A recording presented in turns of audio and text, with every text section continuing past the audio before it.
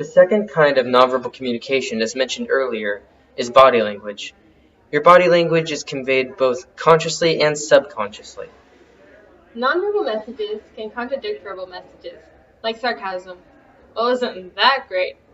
The tone of your voice contradicts what you're saying. It can also substitute for verbal messages.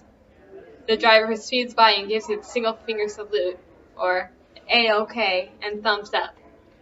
Nonverbal messages can repeat and emphasize verbal messages. Like when a person comes up to you and says, "It's so nice to meet you," it is reflected with a bright smile and enthusiasm. They can also regulate verbal messages by voice rising at the end of a question and putting your hand out to extend the length of time you're speaking before the other person has his turn.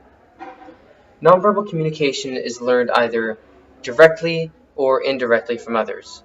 For instance, many small children will use the middle finger to point to something until they learn what it means. Nonverbal communication is portrayed through gestures, posture, facial expressions, touch, dress, and grooming. Gestures are motions that you make, generally with your hands, to express emotion or information, like clenching a fist, throwing your hands in the air, or pointing. Posture is the position of your body when you're standing or sitting, like having your hands on your hips, arms or feet crossed, or leaning on a post. For instance, when you're interviewing someone, it's better to face the person at a slight angle instead of directly in front of them. This will make the person feel more at ease and open to talking with you. Facial expressions are your feelings displayed on your face, like confusion, anger, guilt, and unbelief. A person's character is often reflected on their face. That is, they have a good poker face, unlike me. Touch often communicates love, sympathy, and anger.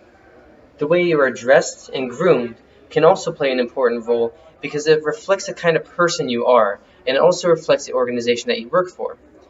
Whether you are a clean or messy person, if you have a good hygiene or not, it shows just how professional you are.